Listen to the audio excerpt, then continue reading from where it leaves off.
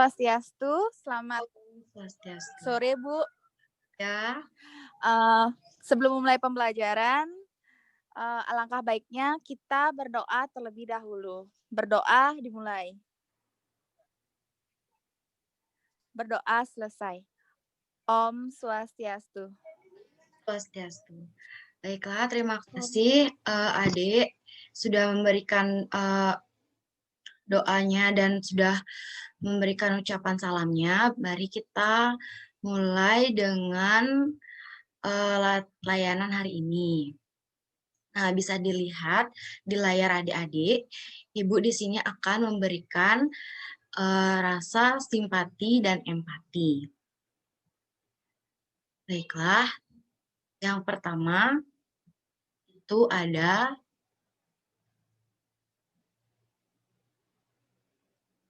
pengertian self-nurturance.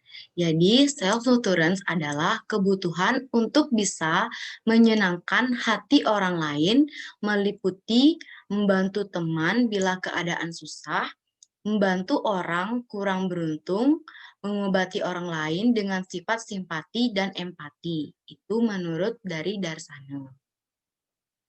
Langsung saja kita ke materi intinya. Nah, di mana bisa dilihat di layar simpati dan empati. Jadi, jika simpati itu lebih menitik beratkan pada perilaku yang menurut kita baik, maka empati adalah sikap yang orang lain ingin kita lakukan. Jadi, perbedaan arti dari empati dan simpati ini juga mempengaruhi perbedaan tindakan yang akan kita ambil. Jadi, jika simpati itu biasanya hanya berhenti pada rasa iba, maka empati akan berlangsung pada tindakan membantu. Itu perbedaan dari simpati dan empati. Apakah dari sini sudah ada yang mengerti? Nah, baiklah. Udah, Bu. Nah, baiklah, kita lanjut. Aspek empati. Aspek empati itu ada dua, yaitu kognitif dan afektif. Yang pertama, empati kognitif merupakan sikap empati yang muncul atas dasar pemikiran seseorang. Seorang individu biasanya mempelajari sebuah pola yang terjadi ketika orang lain merasa sedih, senang, ataupun marah, melalui reaksi yang ditunjukkan melalui ekspresi dan body language. Jadi, empati kognitif adalah biasanya mempelajari pola yang ketika orang lain merasa sedih. Jadi kita melihat dari ekspresi yang ditunjukkan. Lalu empati afektif merupakan sikap empati yang muncul atas dasar emosi atau perasaan empati afektif. Juga dapat muncul secara langsung melalui penularan emosi. Jadi, empati afektif ini adalah sikap empati yang menular. Jadi, jika kalian melihat teman kalian yang sedih, kalian akan kalian juga akan merasa sedih karena melihat teman kalian bersedih, walaupun dia menggunakan isyarat nonverbal ataupun menggunakan kata-kata atau verbal. Lalu, cara membangun empati yang baik bersama teman atau orang, yaitu belajar mendengarkan orang lain. Jadi, belajar mendengarkan orang lain adalah langkah pertama supaya kita mampu membangun empati atau untuk menjalin hubungan dengan orang. Jadi, tidak harus melihat api saat berbicara. Jadi, saat berbicara dengan orang, kita harus melihatnya, lalu mendengarkan orang lain itu. Dan yang kedua, bersikap membuka diri. Jadi, empati merupakan bentuk komunikasi dua arah. Sama juga seperti yang pertama, yaitu kita dapat berempati dengan baik. Ada baiknya Anda turut menceritakan tentang diri Anda ketika terlibat percakapan dengan orang lain. Yaitu artinya, kalian turut membuka diri turut membuka diri kalian, tapi jangan terlalu menyebarkan tentang pribadi kalian kepada orang, ya, seperti pengalaman pribadi kalian yang hampir mirip-mirip dengan permasalahan yang dialami oleh lawan bicara kalian.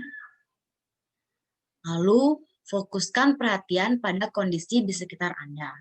Dengan memfokuskan diri, kita akan sadar ketika terjadi sesuatu yang berubah dan menjadi lebih peka mengenai tindakan apa yang harus diambil terhadap perubahan tersebut.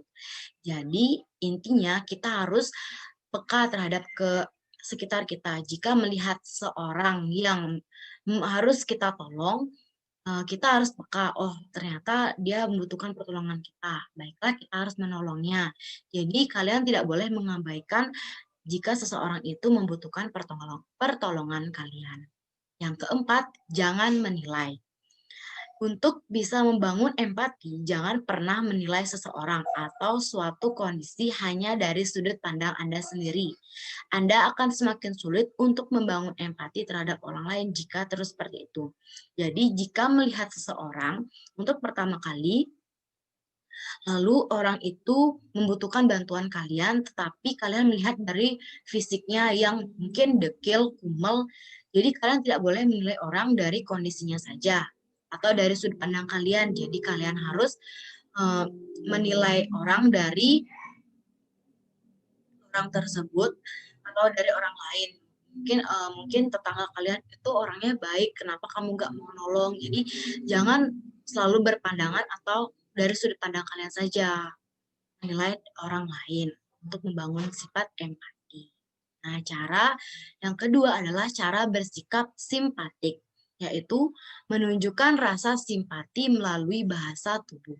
Yaitu sambil mendengarkan, Anda bisa menggunakan bahasa tubuh sebagai cara menunjukkan perhatian dan simpati kepada orang lain, yaitu menganggukkan sesekali sampai melakukan kotak mata untuk memperlihatkan bahwa Anda mengerti apa yang ia ceritakan. Yang kedua, menunjukkan keterbukaan dengan tidak menyilangkan lengan atau kaki.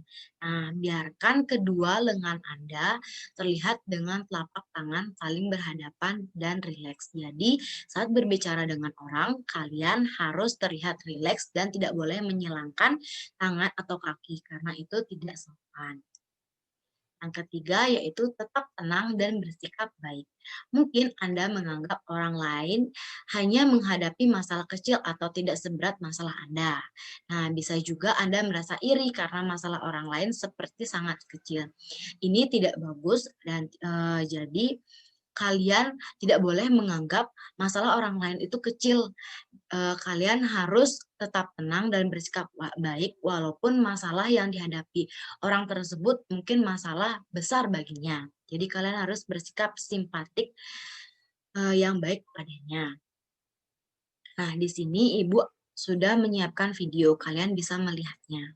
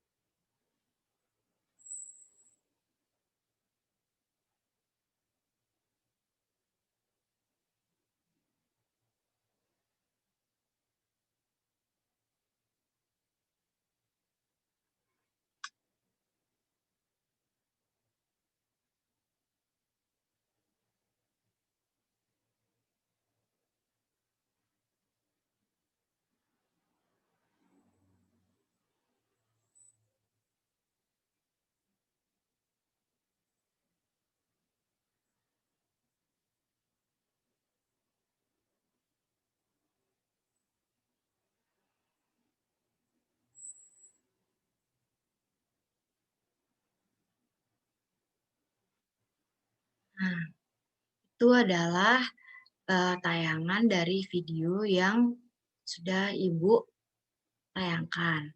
Jadi dari kalian apakah ada yang ingin bertanya terkait penjelasan atau layanan yang Ibu berikan hari ini?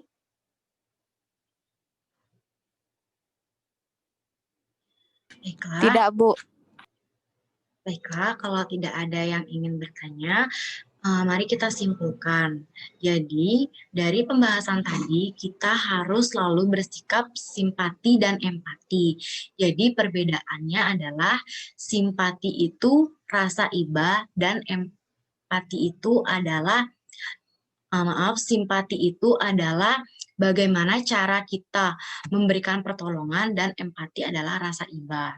Jadi kita harus selalu dapat bersosialisasi dengan baik dan mampu mendengarkan ataupun bersosialisasi bersama dengan teman-teman ataupun sekitarnya. Baiklah, cukup dari penjelasan Ibu hari ini. Mari kita aturkan para mesanti. Dimohon untuk Korti. Baiklah, Bu. Terima kasih atas penyampaian atau materi yang telah Ibu berikan. Kami tutup dengan pramesanti. Om Santi Santi Santi Om. Terima kasih, Adik.